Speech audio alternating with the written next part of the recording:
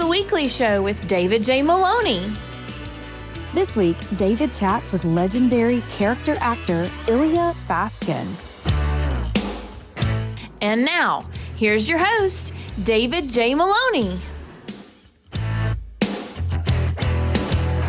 Welcome, everyone, to the weekly show. I'm your host, David J. Maloney. On tonight's show, we've got a really special guest. His life and career has seen him work with some of the best actors and actresses in the industry, from Robin Williams in Moscow on the Hudson to Helen Mirren and Roy Scheider in 2010, The Year We Make Contact, to Harrison Ford and Gary Oldman in Air Force One, and to Sean Connery in The Name of the Rose. Even if you don't immediately recognize his name, you will most likely recognize his face. After the break, we have actor Elya Baskin with us. So don't go anywhere. We'll be right back.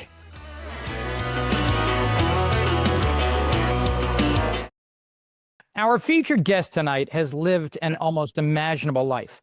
Born in Riga, Latvia, USSR, his diligent early work saw him make a splash in the theater world of the Soviet Union, but he found his real dreams come to life upon immigrating to the United States, where he's lived one of the most remarkable film careers you could imagine, earning himself acting roles as a beloved supporting actor alongside some of the best in the business, from Robin Williams to Sean Connery to Harrison Ford to Gary Oldman, and most recently in the much-anticipated movie Reagan, featuring Dennis Quaid. Here to chat about his incredible life and career is none other than Elya Baskin. Elya, welcome to the show. Oh, thank you. Yeah, I'm now not anybody other. I'm Elya Baskin. It just seems odd to me. Well, it seems to me that the odds of your career and life turning out the way it has had to be really, really small. Yet here we are all these years later, having acted in, I think, over 114 productions. It's just incredible to me. Given the odds, I'd kind of like to try to piece your story together from the beginning.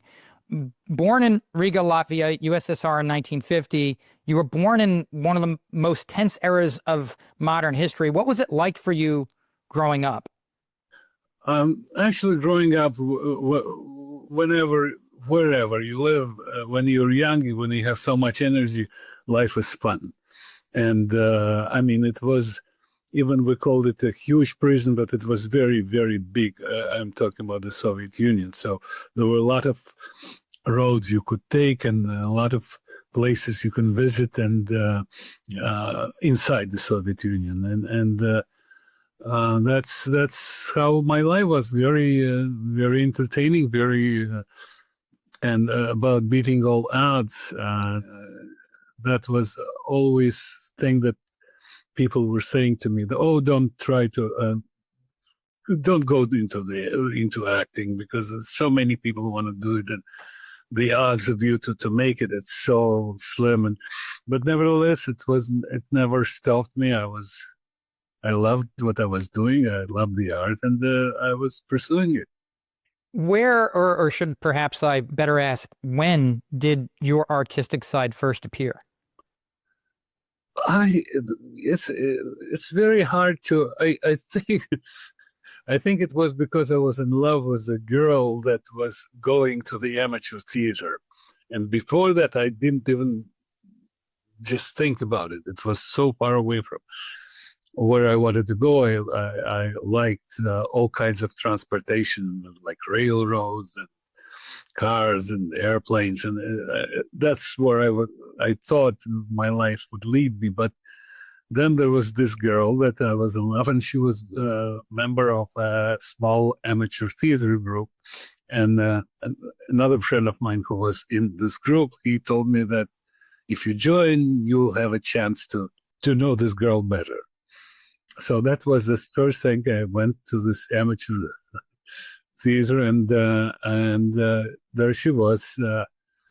She never looked at me. I was like another piece of furniture, but that was my first try on stage. And all of a sudden I felt a sensation that I never expected to feel. It was so wonderful. And nothing happened of this relationship, but my relationship with the theater continued until this day. Now, my understanding is that to be accepted into university to become an actor was a big deal and rare in the USSR, right? So how did that happen for you? Yeah, the thing, I'm talking about 70s, and it's very different now. But at that time, to become an actor, you had to graduate one of the theater colleges, and there were like theater colleges. It's 4 year school, and the most prestigious ones were in Moscow or Leningrad. There were like 6 altogether. So a lot of people from the whole country, more than 150 million people, and everybody who dreamed to become an actor, they went to either Moscow or Leningrad to audition to try to get into these schools. And as I said before, everybody, my relatives, my friends said, "Oh, forget it. You're kidding. I'm an actor. You like do the amateur thing and just go and find something real to do." And I was stubborn, and thank God my parents didn't weren't didn't make it difficult for me. So I went to Moscow, and I saw those enormous amounts of people who were attempting to there were like 1 to 3 the odds, and it scared me. I'll be honest with you. When I saw all those people, I thought, "Oh God!" I mean, my friends and my family, they're probably right. But still, I went in, and I was very lucky. And maybe I don't know, but I got into the school from the first attempt, and that's how my journey started.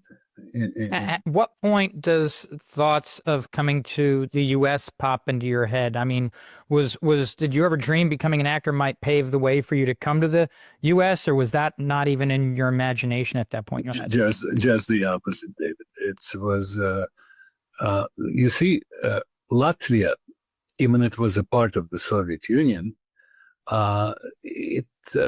there were a lot of people who became Soviets only after 1940, including my parents. Before that, they lived in the free country.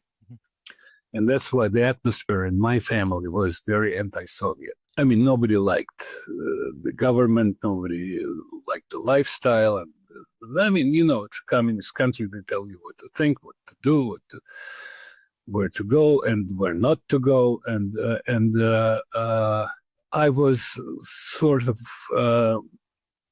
raised in this atmosphere. And when the first opportunity came, and that was what's the senator's name?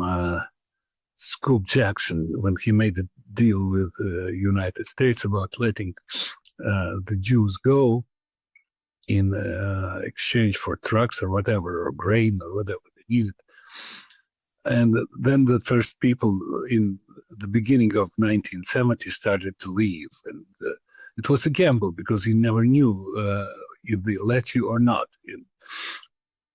But while you were applying to leave, you declare yourself as, they called it, a traitor, which they still do, even now. From what I know, the people that leave Russia, emigrate to another country, is still in Russia. Even it's not a Soviet Union, they call those people traitors.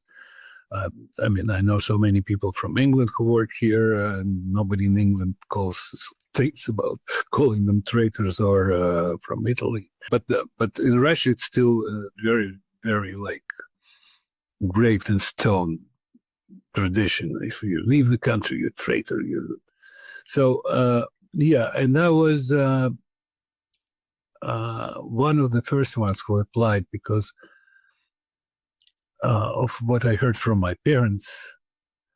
Life was much better outside of the Soviet Union. And that was when I thought, I mean, will I be able to do what I wanted to do all my life, to be an actor? And it was a scary thought because I didn't know the language. I was going to a totally different world, but then I was weighing what's more important in life, to be free or to be an actor. I mean, it's nice to be both, but freedom was like number one choice. And I applied. And fortunately, again, I was let go. Maybe they didn't like my acting. I don't know. Maybe something else. But they let me go. And in March of almost 50 years ago, I boarded a plane to Vienna, and the journey was through Italy. And when they were vetting me for about 6 months, making sure I'm not a spy or not a, and they let me in, and then that's how I ended up in Phoenix, Arizona. And when your plane finally touches down in the U.S., what memory sticks out to you the most about those first moments, those first days in the States? And also, how much English did you speak when you got here? I'm wondering whether it was easy or hard for you to get your first jobs once you got here. I was studying English in school, but I wasn't the best student. I mean, only basic things like where is the post office and how much is this loaf of bread or whatever. I mean, it was very limited. But let me go a little bit back. Before I step, the first free country that I stepped my foot on was Austria, Vienna. And I thought, okay, I saw those beautiful cars, beautiful stores and everything. And I thought how happy I would be. I can buy all the chewing gum I want. And I mean, it was very hard to get in the Soviet Union. And strangely enough, I felt depressed. I felt depressed because I was 25 years old. And while you were 25 years old, you made some kind of a life back in your own country. Your friends, and by that time we knew that we were leaving for good. I mean, there's no way back. They wouldn't let us back. And that was all of a sudden I remember being very much in the blue. I mean, very much down, because I understood that I lost a very important part of my life. It had to be lonely too, because if you don't know anybody and you don't, right? Yeah, but you make new friends, because I wasn't alone who was on this plane. There were other people, some of them my age, some of them we became friends. And during the immigration, few of them were still friends, few of them already passed. So it's, but the thing that you lost part, I mean, quarter, but big chunk of your life you left behind, and you'll never have any chance to see it. I mean, it's or to be in touch with. That was kind of sad. And then when I came to the U.S., it was a little easier, because I spent, as I said, 6 months in Rome, in Italy. Depression went away, and there are so many new things that the ex-Soviet person could only dream of were like very much available, and we had a little money to do a little travel, and I went to Florence, I went to Venice, and so when I came to my first impression was when I left the plane that I couldn't breathe, because they didn't have those corridors that you go from the plane directly to the terminal. You had to go down the stairs. And I remember it was July, and it was Phoenix, Arizona. And when the door opened, I was, where is the air? Yeah, and that was my first impression. But then I was met with wonderful people who made me feel very comfortable. They already rented an apartment for me. It was in a building that was constructed like maybe 6 months before I moved in. Everything was brand new. It was a studio apartment, but it was more than I could dream of.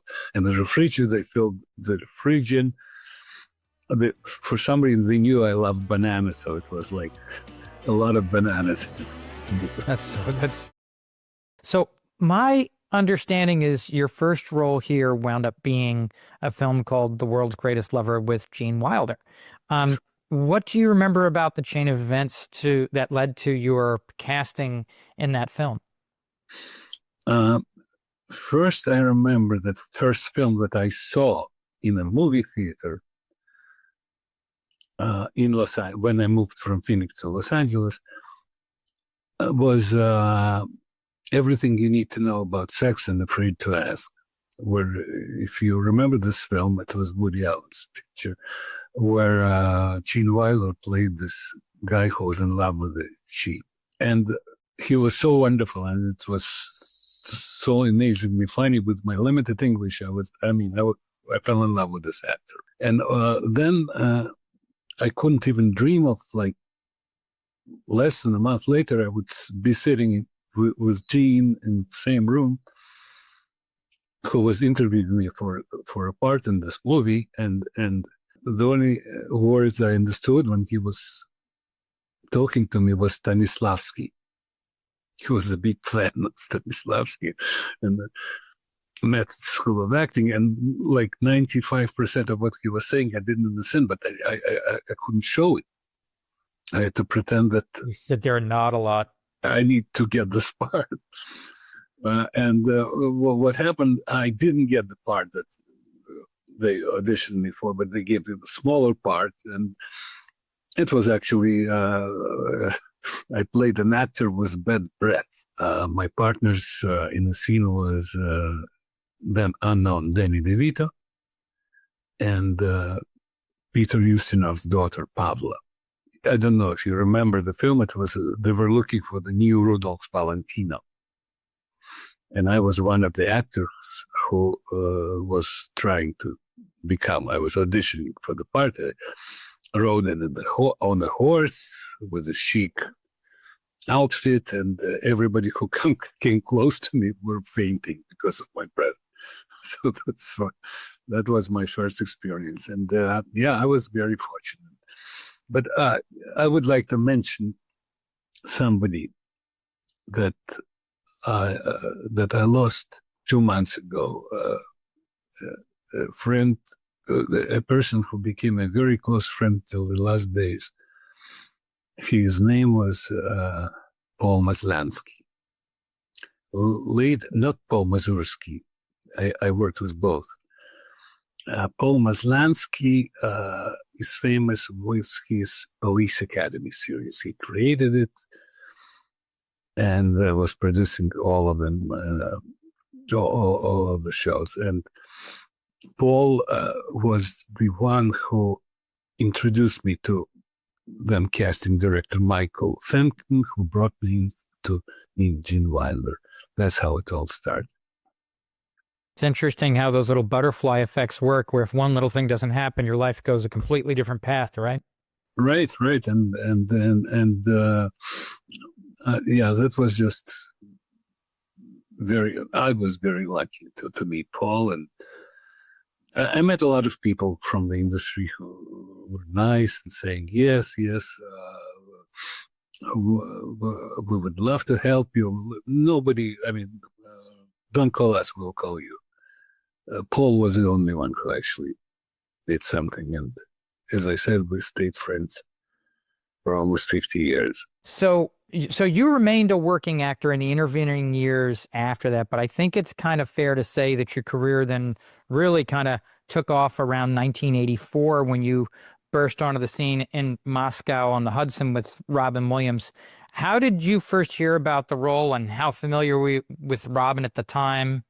I knew him as an actor. I never met him in my life. And then my agent, Marilyn White, she said that there's a film that's about Russians, and I'll try to make you an audition, but I don't think you'll get it. They're looking for star names, and that's not a very good idea to tell an actor to put your hopes down before the audition. But nevertheless, I got the audition, and the part I played, if you remember, was clown, Anatoly, and in the script, in the first draft of the script, he wasn't a clown; he was a star acrobat. But I loved clowning. I knew a lot of clown trick, and when I met with Paul Mazursky, who was producing and wrote this, directed it. I suggested that when I read, just think of him not as an acrobat, but as a clown. He said, okay. And we started reading together, and I showed my couple of my shticks that I knew he was laughing. And all of a sudden I get a call back and to read with Robin Williams. That's when I first met him, and was charming from first second. I mean, he was such a warmth, such a friendliness. I mean, he didn't know if I'd get this part or not. I was a total stranger to him. But within an hour, we started playing parts and having fun. And I think a few days or maybe a week later, I got an offer. So what was it like working on that film, having possibly experienced some similar things that were being expressed in the film? Or were there things or were things very different from what you experienced? No, they were pretty close, because before writing the script, Paul went to Moscow and experienced it. And he was followed all the time, and the driver he was given told him that he was working for the government. I mean, and he felt very uncomfortable there. So when he wrote the script, it was all there, and he was very open to like suggestions. I wasn't the only Russian who was working on this picture. There were some other friends of his who helped him, and it was pretty authentic. Yeah, I mean, the Russian part.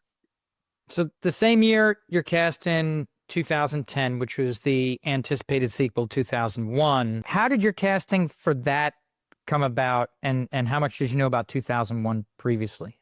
No, I saw Kubrick's film and was a big fan of it. But the thing with 2010, I didn't even audition, because Peter Hyams, who directed it, and he knew that he needed some Russians in his cast, and he called Paul Mazursky. And he said, who can you suggest? And I was the first one on the list. So that's why he just, we had a meeting, we talked for about an hour, and then he just offered me the part. I remember the sets they created for that film looking great. I mean, what was it like for you walking on to the set the first time and seeing everything? And I mean, did it like some sets just kind of make it a lot easier? I don't know if it made it easier, but it was very interesting. It was so new, and it was the most important. It was an absolutely magnificent cast. Roy Scheider, Helen Mirren, John Lithgow, Bob Balaban. I mean, it's wonderful. Everybody. We became friends with John and with Roy, unfortunately, who left us too early. And so it was fantastic. The atmosphere was, it's like the wildest dream comes true. It was very, very good experience. That's our show for tonight. Thank you so much for watching, and a special thanks to actor Elya Baskin for joining us. Elya is going to be back again next week for the next part of our interview, so please tune back in. Stay safe, everyone.